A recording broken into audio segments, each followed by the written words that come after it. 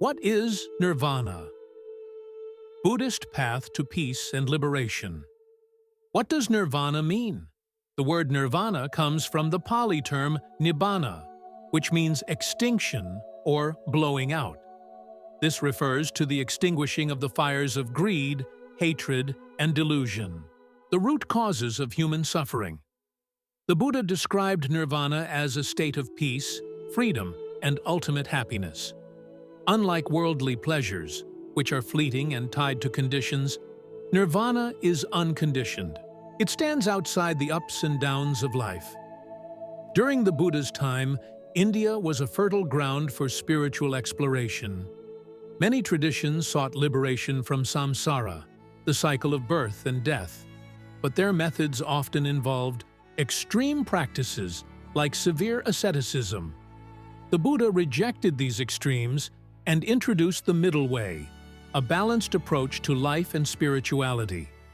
For the Buddha, Nirvana was not just an abstract concept, it was a direct experience he realized under the Bodhi tree.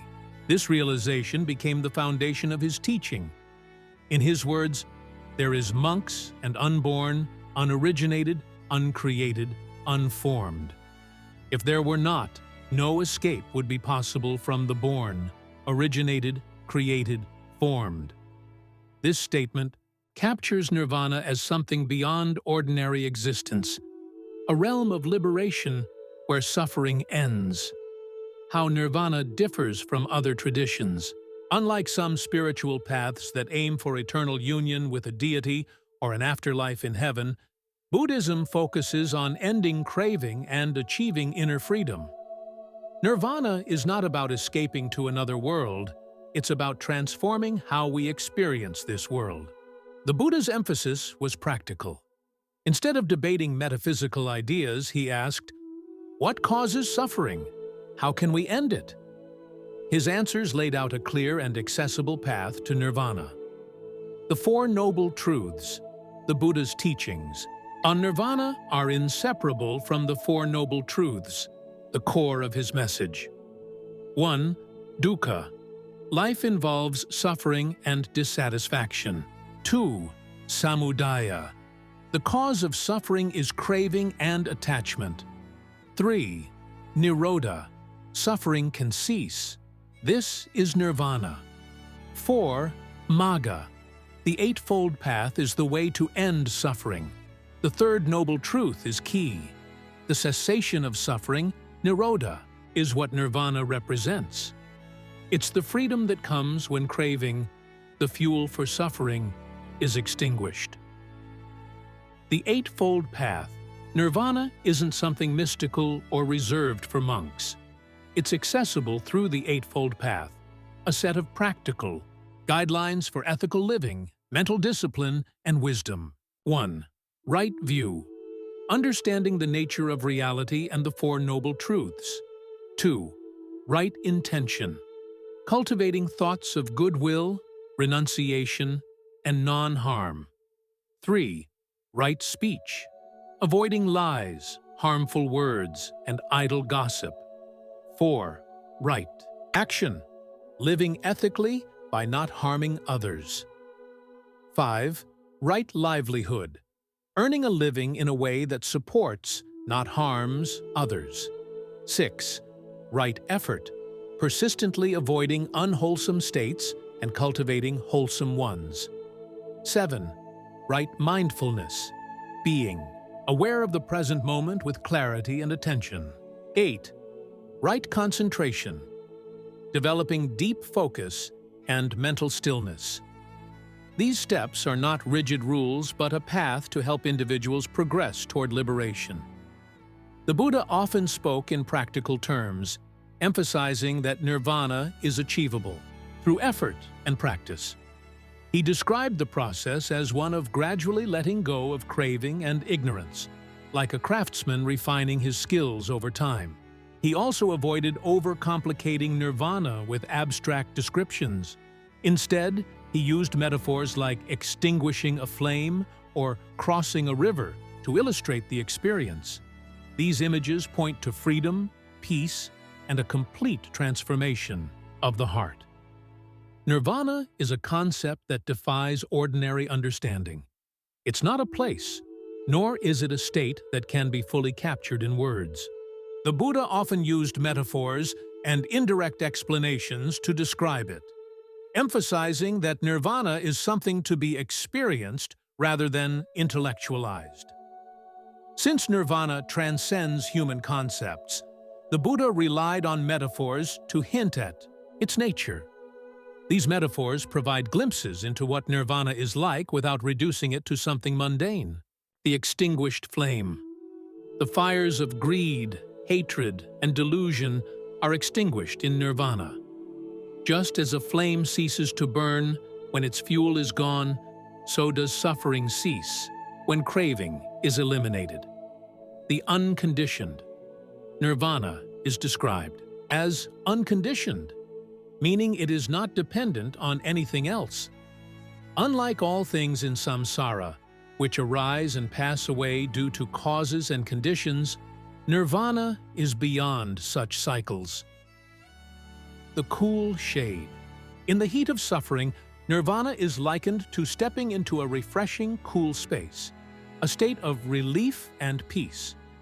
While these metaphors give a sense of nirvana, they also remind us that it is an experience beyond ordinary thinking. One of the reasons nirvana is hard to describe is because it represents the cessation of suffering, craving, and ignorance, qualities that dominate ordinary experience. Trying to understand nirvana using the mind, still shaped by these influences, is like trying to imagine the concept of light while living in darkness. The Buddha himself acknowledged this challenge and encouraged his followers not to get caught up in debating what nirvana is, but instead focus on walking the path toward it. Do not dwell in the past. Do not dream of the future. Concentrate the mind on the present moment. This teaching points to the practical, experiential nature of the Dhamma. By practicing mindfulness and letting go of attachments, one gets closer to the reality of nirvana. To help clarify nirvana, the Buddha spoke of two aspects of it: sopadicisa nirvana, nirvana with a remainder. This refers to the state of liberation achieved while still living. The fires of greed, hatred, and delusion are extinguished, but the individual continues to exist in the physical body, experiencing the natural processes of life. Parinirvana, final nirvana. This occurs upon the passing of an enlightened being. After death, they are not reborn as the conditions for rebirth no longer exist. These distinctions highlight that nirvana can be realized here and now, even while one is alive. The final aspect of liberation comes when all traces of the physical existence come to an end. The journey to nirvana is not a sudden leap, but a gradual process of purification and transformation. The Buddha outlined three essential components that form the foundation of this journey: ethical conduct, sila; concentration, samadhi; and wisdom, prajna. Together, they guide practitioners step by step toward liberation. Ethical conduct serves as the foundation for all spiritual progress. By cultivating moral behavior, we create a life free from harm and regret, which allows the mind to settle and focus. The Buddha emphasized 5 precepts as guidelines for ethical living. Refrain from taking life, non-harming. Refrain from taking what is not given. Refrain from harmful speech. Refrain from sexual misconduct. Refrain from intoxicating substances that cloud the mind. Living ethically not only benefits others, but also creates the inner peace necessary for deeper meditation and insight. Once ethical conduct is established, the next step is developing concentration. This involves training the mind to become steady, focused, and undistracted. The Buddha often likened the mind to water. When stirred up, water is cloudy and unclear. When still, it becomes clear and reflects reality accurately. Through practices like mindfulness, saddhapatthana, and deep meditation, jhana, practitioners can calm the mind and gain insights into the true nature of existence. Wisdom is the culmination of the path, the ability to see things as they truly are, free from distortion or ignorance. This includes understanding, impermanence, anicca. All things are transient and constantly changing. Suffering, dukkha, craving and attachment inevitably lead to dissatisfaction. Non-self, anatta. There is no permanent, unchanging self. All phenomena arise and pass away due to causes and conditions. Wisdom doesn't come from intellectual study alone. It arises from deep, direct experience gained through meditation and mindfulness. The journey to nirvana requires all three elements: ethics, concentration, and wisdom to work together. Ethical conduct creates the stability needed for concentration, and concentration provides the clarity for wisdom to arise. The Buddha summed up this process in a simple yet profound teaching: avoid evil, do good, and purify the mind. This is the teaching of all Buddhas. By walking this path with patience and dedication, one can move closer to the peace and liberation of nirvana. In order to understand nirvana clearly, it's equally important to address what it is not. Misconceptions about nirvana can lead to confusion and misinterpretation of Buddhist teachings. The Buddha frequently clarified these misunderstandings, emphasizing that nirvana is an experiential reality rather than an abstract concept. Misconception 1. Nirvana is annihilation. One common misunderstanding is that nirvana means the annihilation of the self, as if a person ceases to exist entirely. This idea stems from the notion that, since nirvana involves the cessation of craving and the cycle of rebirth, it must equate to complete non-existence. The Buddha addressed this directly. Nirvana is not annihilation, nor is it eternal existence. It's the cessation of suffering and the conditions that perpetuate it. He rejected extreme views of eternalism, the idea of an everlasting self, and nihilism, the belief in complete annihilation. Instead, he offered a middle way. Both formerly and now, I teach only dukkha and the cessation of dukkha. Nirvana is the ending of suffering, not existence itself. Misconception 2. Nirvana is a place. Some may think of nirvana as a physical location akin to a paradise or heaven. This is understandable, as human minds often conceptualize liberation as a destination. However, the Buddha made it clear that nirvana is not a place to go, but a state to realize. For instance, if we extinguish a flame, we don't ask, "Where did the flame go?" Similarly, when the fires of greed, hatred, and delusion are extinguished, nirvana is simply the state that remains. It's beyond space, time, and physical dimensions. Misconception 3. Nirvana is eternal bliss. Another misconception is that nirvana is a state of unending bliss or pleasure. While it's true that nirvana is often described as peaceful and free from suffering, it's not a sensory pleasure or emotional high. Instead, nirvana transcends all conditioned states, including happiness tied to external factors. The Buddha avoided equating nirvana with pleasure because such comparisons could mislead people into seeking it as another form of craving. Instead, he described it as freedom from craving altogether. Why misunderstandings arise?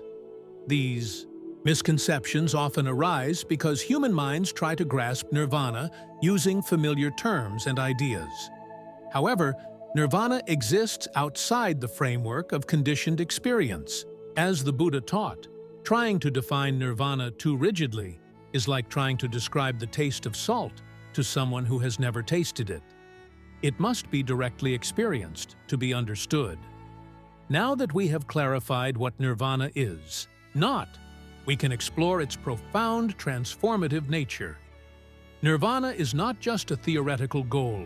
It's an experiential reality that reshapes one's entire way of being. The Pali Canon contains numerous accounts of individuals who achieved nirvana, offering us glimpses of its transformative power. One of the most well-known stories is that of Angulimala, a bandit who terrorized villages before encountering the Buddha. After a life-changing conversation, Angulimala renounced violence, became a monk, and ultimately attained nirvana. This story demonstrates that nirvana is accessible to anyone willing to walk the path, regardless of past actions. It's a testament to the Buddha's teaching that transformation is always possible. The Buddha's enlightenment shaped how he approached life and teaching. After realizing nirvana, he viewed the world with complete equanimity and compassion. Freed from craving, he was no longer bound by personal desires or aversions. This freedom allowed him to teach tirelessly for 45 years, meeting people where they were and guiding them toward liberation. His actions exemplify the transformative nature of nirvana, not as an isolated or selfish state, but as one that inspires boundless compassion and service to others. Realizing nirvana doesn't just end suffering, it fundamentally changes how one interacts with the world. Here are some of the profound effects described in the texts. Freedom from fear. Without attachment to the self or worldly possessions, there is no fear of loss or death. Unshakable. Peace. The mind no longer clings to fleeting emotions or experiences, remaining calm and steady. Compassion for all beings. Liberated. From self-centered concerns, one naturally feels compassion and goodwill toward others. This transformation is not reserved for monks or sages. Lay practitioners who diligently follow the path can experience the same freedom in their daily lives, albeit in varying degrees. While the ultimate realization of nirvana is rare, its principles can be integrated into everyday life. Every step on the path, whether through mindfulness, ethical conduct, or cultivating wisdom, brings us closer to the peace and freedom that nirvana represents. The Buddha encouraged his followers to begin where they are and take steady steps forward. Little by little, a person becomes good as a pot is filled with water, drop by drop. This advice reminds us that nirvana is not an all-or-nothing achievement. Each effort to let go of craving and live with mindfulness contributes to a more peaceful and liberated way of life. While nirvana is often seen as the ultimate spiritual goal, its teachings are deeply relevant to daily life. Living with a nirvana-centered mindset doesn't mean withdrawing from the world. Instead, it involves transforming how we approach our thoughts, actions, and relationships. At the heart of nirvana is freedom from craving. While few can eliminate craving entirely in daily life, mindfulness allows us to notice when desires arise and choose not to be ruled by them.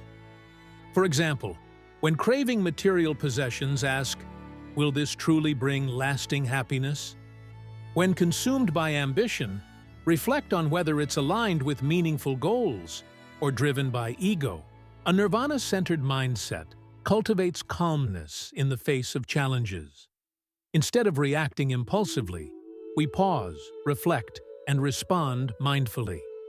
This can transform conflicts at work, misunderstandings with loved ones, or even internal struggles.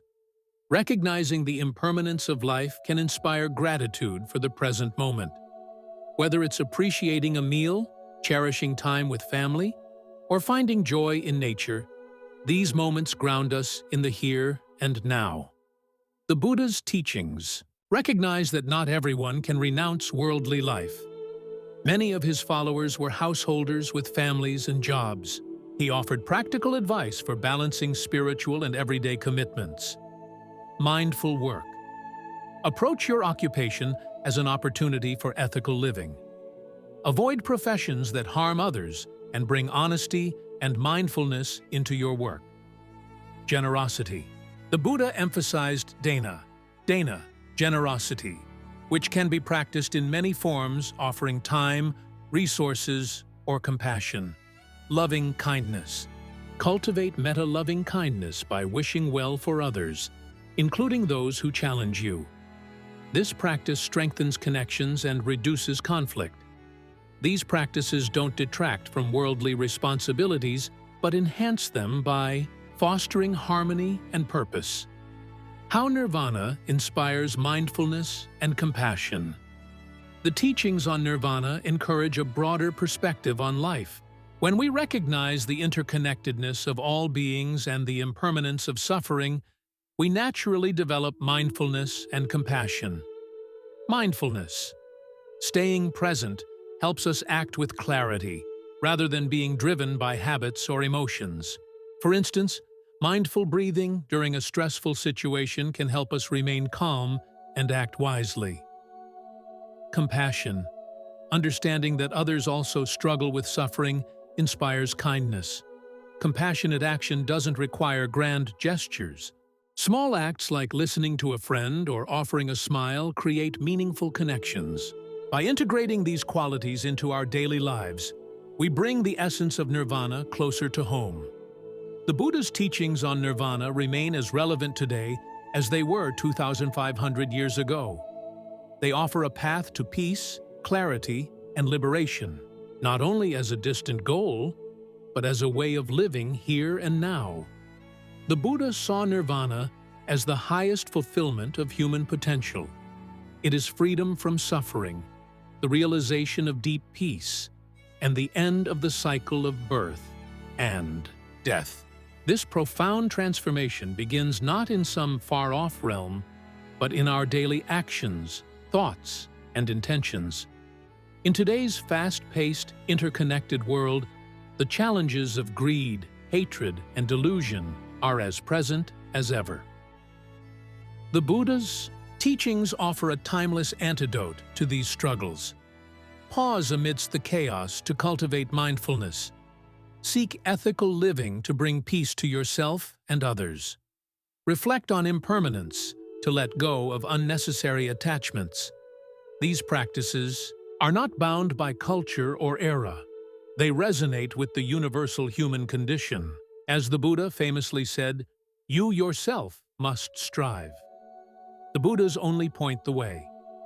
This reminder encourages us to take the teachings into our own hands, making consistent efforts to understand and apply them. Whether you're taking your first step or deepening a lifelong practice, each moment of mindfulness, kindness, and insight moves you closer to the peace of Nirvana. Nirvana isn't just the end of suffering. It's a way of seeing and being that transforms your entire approach to life. The journey may be long, but the steps you take today ripple through every moment that follows. The Buddha's wisdom is a gift that transcends time, culture, and belief. His teaching on Nirvana inspires not only the pursuit of liberation, but also a life of purpose, compassion, and peace.